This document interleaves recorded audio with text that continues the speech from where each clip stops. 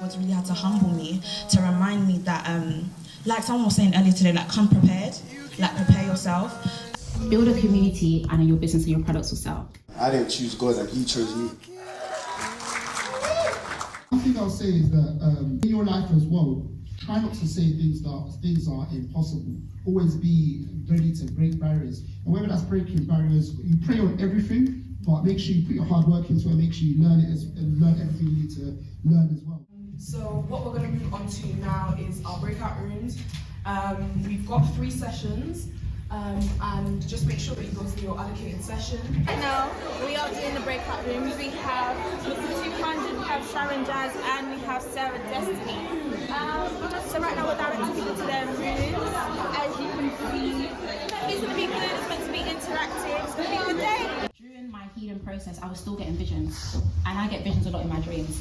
And in my dream, God was telling me that I'm going to launch something. I'm just thinking, bro, I just had a car accident. You're talking to me about launching something, like, that's over my head. I just want to heal, like, I just want to be okay. And God is telling me, no, you're going to launch something, you're going to launch something. I have roughly around 4 mentors. And one of my mentors actually called me to pray with me whilst I was still healing. And she just said, oh, Sarah, God told me you're going to launch something. Now I'm even just like, okay, now you're going through other people. You're going through other people now. So towards like the end of me getting off bed rest and stuff like that, I'll just stay up late at night and I'll literally just have my notepads and I'll just start jotting down. I was like NTS, and Arrow was their journal, and Arrow was like an academic planner, and Arrow was like notebooks, and I was just like, okay, this can actually become something. At this point, the NTS platform actually started to grow as well. So I was like, and if anything, I think if there's anyone here who wants to start a business or start something, don't allow monetary value to be your driving force for wanting to start it. Focus on building a community, because when you have a community, your business will sell. The problem that many people have is, I'm really digressing here by the way, I'm sorry, but the problem that many people have is they think of a business and then yeah, you create a page and that's great. And then you're like, oh, but no one's buying because you don't have a community. Build a community and then your business and your products will sell. Towards the end of the healing process, I just literally just started researching into suppliers. I'm a graphic designer as well, so I didn't need to use anyone to help me plan or design anything. Saved hundreds of pounds. Literally designed all the pages whilst I was still on bed rest. And then by the end of the year, literally within 3 weeks, I had my sample was great, created my website, logo and everything was already set. Then we launched the planners and we sold out in 24 hours. Wow. Yeah.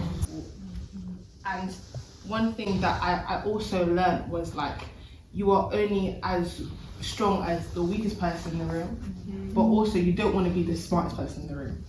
But what I want us to do in like these last like 10 minutes, like, is whether it be in pairs or groups or whatever, is we're going to do something fun, like a little workshop activity, and then we'll have time to ask me questions about anything. You can go. I want you guys to pick a song, any song, and I'm not going to do the typical like, oh, write a song, write this, but I want you to kind of tell us a story about you from that song.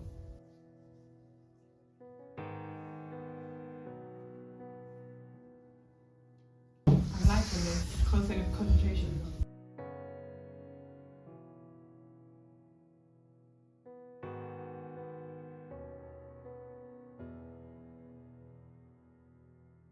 Psalm 139. Like we just picked 3 verses through it, and it's a poem. So the beginning bit like basically talks about like what's not the truth about us, and then the end bit is like the truth. So it goes, do you know who I am? The ugly girl in the corner doesn't like what she sees in the mirror. Do you know who I am? The boring girl who has no voice, who wants to be someone else but has no choice. Do you know who I am? Fearfully and wonderfully made, very special in every single way. Do you know who I am? A child of the Most High, the precious daughter in whom you delight. Something. Guys, I'm actually shy already. But awkward silence. Okay. You alone know what I'm standing for. I'll praise your name right from my core. I tremble at your majesty as you focus on me. Your favor, it always abounds. Protection is all around. My savior and my friend is my lover and me. Yeah.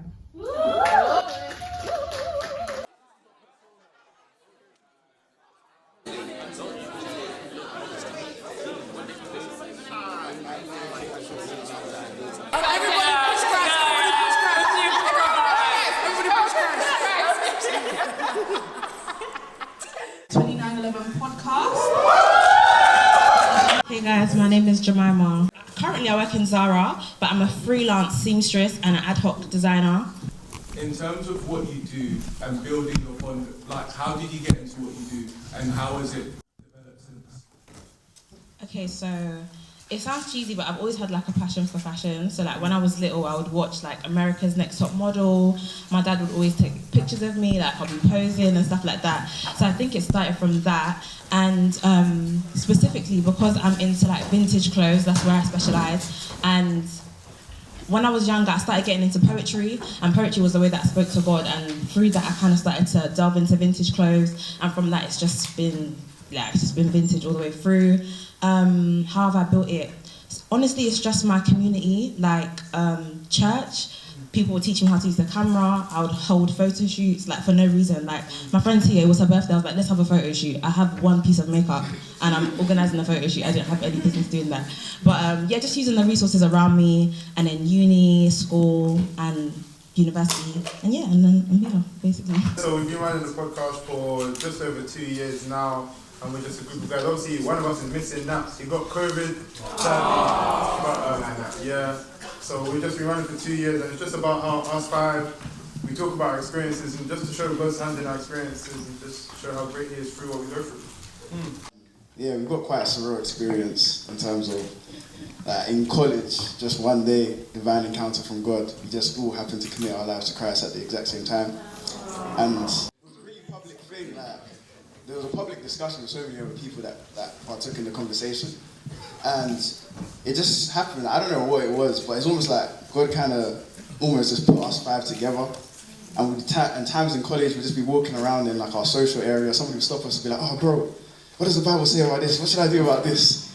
And then we had so many questions, so many discussions, and in the end, we just like, yeah, man, the podcast is the thing to go, I guess. And there's actually a surreal story with BN here about how he kind of got the idea to actually start the podcast. So we came to Christ on the 23rd of January 2019, and so that night going into the 24th was like the first time where I kind of had a committed prayer after coming to Christ. And I kid you not, I think it's like 1:24 in the morning, I have to screenshot some of my phone. God just gave me an idea that I'm going to use you five and you're going to have a platform. And at the time, that was the first time I'd ever heard from God. So I put it down in my notes, but I didn't really, and then showed the guys. Then a couple months later, we had a meeting. Then now we're here 2 years later. What was the name of the podcast meant to be? What's the name that God apparently gave him? Bible Bros. I feel like I got hit by something, bro. It was the word that comes to mind is just surreal, because it's like we're just having a random conversation just about nothing really, and just God happens to be involved. And I remember it so vividly. We were just all standing together, just all kind of having that revelation of God's love, and it was all like very soft and emotional. It was crazy. Making us feel soft, like. No, but that's how it was, isn't it? Like when I think back to it, I always think back to it because I feel like it's something that actually encourages me in my faith to kind of think about how it all started. As it wasn't my plan. I didn't choose God, and He chose me. So it's important to kind of look back at that day, and that always gives me encouragement, even for future episodes when we're even down in the podcast, and when we're in the rocky periods and stuff like that. Just to kind of look back at the day and just to see that it was just literally God's plan from the very beginning. As like, okay, fashion is what I really want to do. When it was in the pandemic, actually, it's like that pandemic was just making everybody's sense. Yeah. So in the pandemic, like, I went through uni and I was just bare minimum, through sixth form, bare minimum, 40%. Remember, you have so much potential. That potential is in the air somewhere. It's not here. So that happened, and like, I was getting to like third year, and I was like, God, like, I don't want to be a wife that's lazy. I don't want to be a mum that's lazy. I don't want to be a friend that's lazy. Like, you need to like change something in me right now. So through that time, like, God just reminded me of who I was. It was nothing to do with fashion. Like, it was nothing to do with fashion. He didn't say go back and read a book. He literally reminded me of what I've given you, who you are, what you enjoy. I've given that to you for a reason. Use that. And that's when I found peace in myself, and it's constant. I'm always gonna like work on myself. But when I started to find peace in who I was like, yeah, I can do it. Or like, God's blessed the works on my hand. I can do it. Like, I'll go out and be myself, and it's God that's gonna be the avenue through me. So honestly, that's the only way that I found myself grounded in my field. Because fashion always changes. If you find yourself grounded in one style, it's gonna change the next. But for me, it's like fashion is an avenue to tell people about Jesus Christ. Like, I'm like, let my work ethic, please God, it's not there yet, but let my work ethic, let my character show people that Jesus is real, Jesus governs my clothes, Jesus governs the way I think about myself, and that's basically what fashion is meant to be for me. So Jesus and fashion, how do you almost express the light that Jesus is putting in your fashion? For me, so I like, if you go to my Instagram, you'll see like throwback videos of myself, how I used to dress to sixth form. Like, you'll think I'm maybe 32. Like, I'll have a briefcase. Like I was just so like eccentric, and I just didn't care. I didn't care. And then throughout sixth form and uni, I started wearing like bodycon, and I was like, God, I don't feel like myself. And one thing, and I feel like God gave it to me, that style tells stories, and I'm into. For me, like, I'm very interested in the history of fashion. Like, I'll explain why certain styles come from certain places. But then God actually told me that you're wearing this bodycon because you don't feel confident in yourself. Like, you're wearing this tight clothes because you want a boy to see you and you don't like yourself without the tight clothes. So even now, as I've been fasting, I've just lost weight, and God had to challenge me, like, you're still beautiful without all that weight, you know? Do you get what I mean? So I feel like that's the Jesus with the clothing. Like, people will see it. When someone sees someone being themselves, you know, you're drawn to them. Like, you see someone's energy, you're just like, yeah, I like you because you like yourself, and it makes you want to like yourself. So that's how Jesus and clothes come into contact with me. When did you guys because I guess there's a stat there that most podcasts don't make it past episode 3. So with you guys, I think maybe the guys would agree with this, but with the established thing, it always takes new levels. Like, even just being here, you know, it just adds to the fact that we're actually meant to be a podcast kind of thing. But I think, firstly, obviously the first night when God told me, that already gave me some kind of judgment that I knew it wasn't going to be something flimsy from the get-go. Then when I brought it to the man and the man said, yeah, so go, that again added to it. Then when we finally had a meeting on it, we decided on a name, we decided on episodes, stuff like that. I was like, yeah, this is happening. Then the first episode dropped, I remember I called my mom, I was so happy. But then, that went great. But I don't really think that added to the establishment, because as much as it was surprising, it didn't make us feel like we're meant to be a podcast. Episode, was it 3, where we had the meeting? Maybe that's why people don't make it past episode 3, because that was the biggest challenge. I think it was basically, we dropped episode 1, boom. Episode 2, boom. Episode 3, And it was like, that was a real shock, because then it made me question, are we doing the right thing? Are we going about it the right way? But then we had a meeting, and DSQ spoke about kind of, it's not the numbers that are going to define us. That's not why we do this. And I think after that meeting is when I felt established that we're doing this for the right reasons, we're going about it the right way.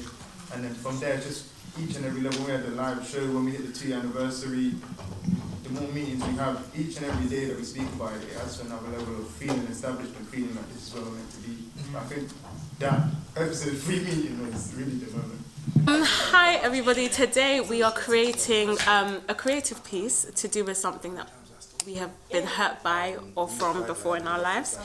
So right now I am creating or writing a song, which I've never done before. I will be singing the song. Yeah. That's what I'm going to do. And she's writing a spoken word piece, so it's going to be great. Glory. So my thought process behind this breakout session was doing something a bit different. Obviously I'm talking about the vulnerability and creativity, because I think it's important to be yourself and be honest about things you've been through, so that your listeners can like also relate to that as well, and maybe get healing from that as well. I've written a spoken word. It's actually pre-written about a relationship that I was in previously, and how I've healed from it, and what the experience was like for me in that relationship. Together again, I guess. You lay on my chest, resisting sleep's arrest until you finally give in, but I can't sleep because reality kicks in that we've been here before, me and you, and despite all the poems and lyrics you recite to me daily, it's clear as day to me that I merely and will only ever really be a fallback for you. So I hate that you call back, and I hate that I let you call back to me. I hate that I answer because I already know what you want even before you ask, and when you ask you know the answer, because it's always and would always be yes to you. Yes, I make the same mistake painstakingly, how ironic. Yes, the mistake is making myself available to you to do the only thing you know how to do, hurt me. And like a servant, I serve you. Love unrequited, undeserved, but nevertheless reserved, preserved for you. A reserve for you to return to whenever you need me, so I guess you need me now, huh? I said I'd close and latch the door long ago. Yes, I know, but no, instead I kept you close and latched onto you, because to tell you the truth, I couldn't let go, you know. Dad was right that life isn't fair. I watch you sleep and wonder if you care at all that you've damaged me beyond repair. You get to be at peace with me, and me, I'm in pieces with you. See, as I watch you drift into a peaceful abyss, I notice my fists are balling up. I'm angry and embarrassed because you don't even deserve me. I deserve better, though you convinced me I was better off with worse, but worse was only better because I knew no better than worse. All I knew was you, and you are the worst. So you won't find better than me, and I won't find worse than you.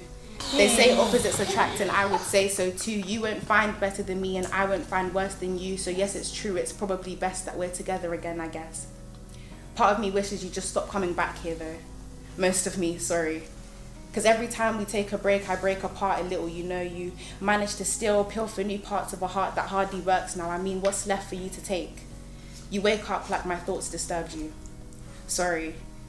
I use this opportunity to ask if you love me. The silence is deadly, my anxiety skyrockets because if you knew, you would have answered already, and now I'm not sure I'm ready to hear what you have to say. Needless to say, whatever way this goes, whether you reply yes or no, I know that you know I won't close the door just yet, so I wait.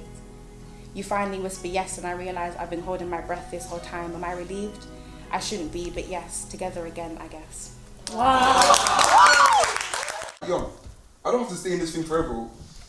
If anything, it's time to move. The time is now. I remember this was sort of November 2019, and I started to pray. I actually bought a book and I started journaling down sort of what I've been praying about, different thoughts and stuff. And then God spoke to me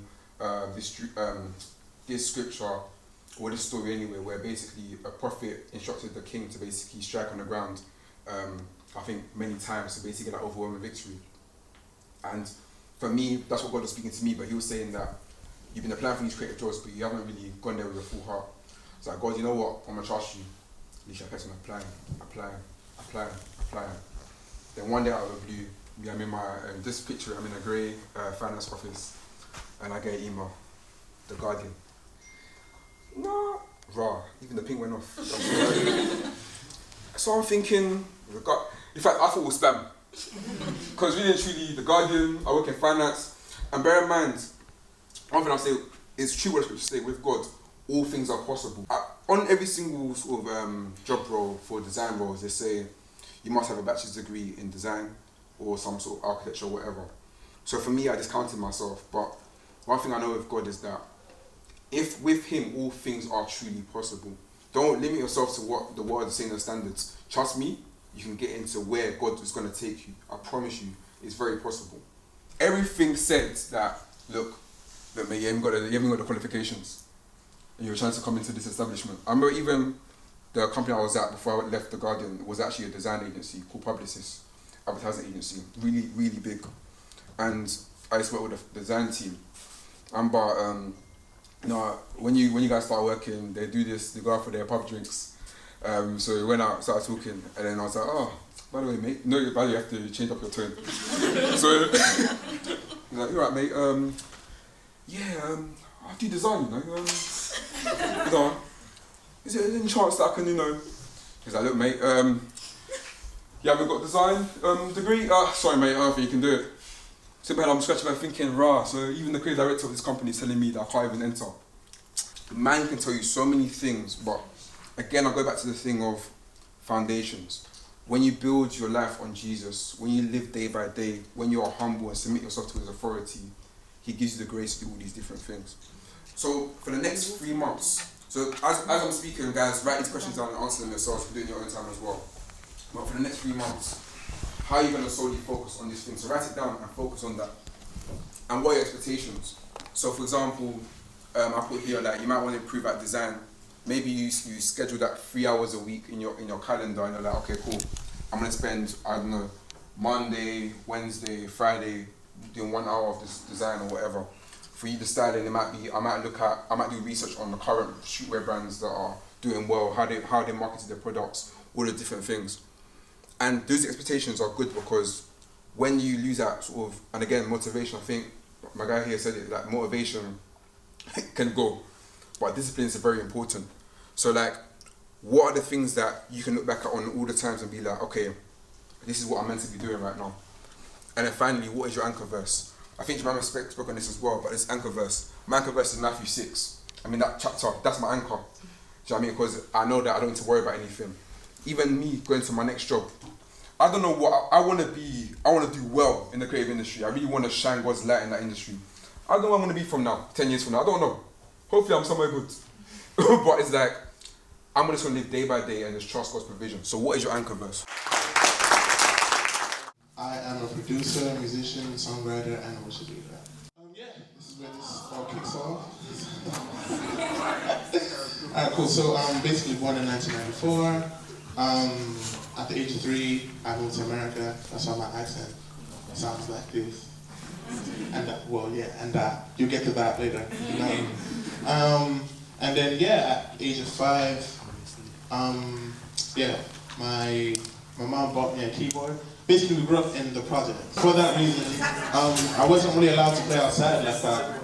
Like the most. There was no action outside because it was just dangerous. So my mom decided to get me, these like little small keyboard things. You know? So I got that, and then that's age of 5. But I don't know, is it big enough for you to see? Like, alright, cool. So let me just go in a bit more. So the top picture up here is really, really dark because you know what? We're black.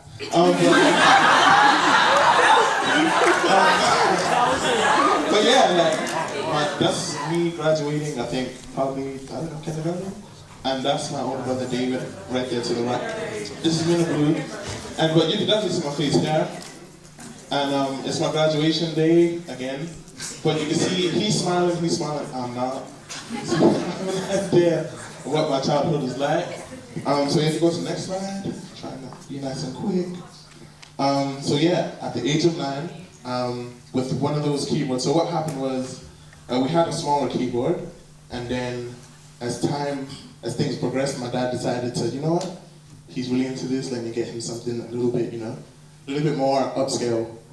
In that, he bought us a keyboard, and every year, we bought a warranty with each keyboard, because every year, there's 3 boys, every year, it would break. Every year it would break, so we'd get a new keyboard every year, and then my dad would add some money on top, we'll get like the next best thing. Basically, from 2013 to 2017, I decided that I'm not going to wait for someone to validate me. And in that, it was a really serious something, because obviously 2010 to 2013, no friends. Actually, let me stop counting. Alright, so I think I had no friends for about a year. And then after a year, I met my first friend on the train. And then through that, I met his network of people. And then, we just had my clique of people. From 2013, I decided that, you know what? I'm not going to be dependent on an artist to define me as a producer. I'm going to be a producer. And so basically what happened was, I don't know if you see, I received 345. That was a real big deal for me back then. Like, it was serious. I think I was probably first year in uni, probably. So basically in this, I bought my first mic. I bought a microphone stand, a little keyboard. Didn't have a keyboard at the time. And then that's how it all started.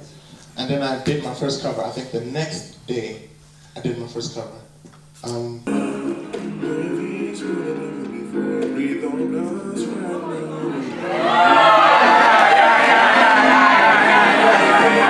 My advice would be for everyone in this room to you shouldn't wait for the opportunity to come.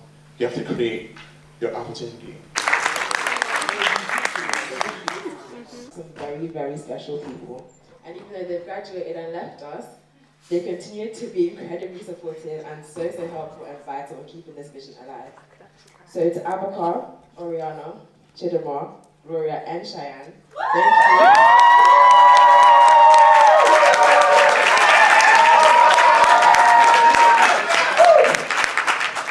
Thank you for your obedience. Thank you for allowing God to use you, for allowing Him to be the foundation of this and everything that you do, and for giving us something that we could build on, and for always being in our corner. We appreciate you guys more than you know, and we are always so inspired by the work that you do. May God continue to bless you guys and everything that you guys do. We love you. And a massive shout out to my exec for making this happen. Since last year, they've worked tirelessly to make this work, from sending emails, booking rooms, getting equipment and funding to making posters and videos. Shout out to me and again. For your constant prayers. And if there's one thing that these men can do, is they can pray. So God bless you guys. And today's a testament that God heard and executed everything that you prayed for. As stressful as planning any event is, this team made it worthwhile. Each person pulled their weight and some more, continuously bearing each other's burdens and ensuring that no one fell. God bless you all for your hard work and dedication. And to our volunteers, our photographers and videographers, God bless you so, so much. We thank you so much for your hard work and your service. And a special thank you to Ayo, or better known as Yezi Wiggles. Ayo has been a blessing, and his willingness to serve us and the kingdom of God has been so inspiring. Thank you, even though he's not here.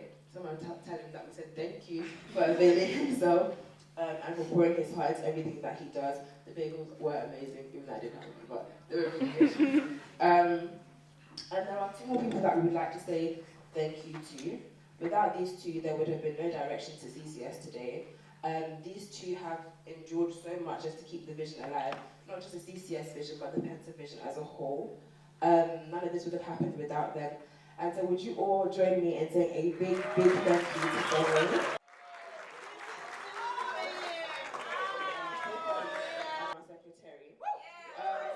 We just want to say thank you so much for being such exemplar leaders and for having such humble servant hearts. It made following your lead so easy. Mercy, you lead everything you do with God at the front and center of it.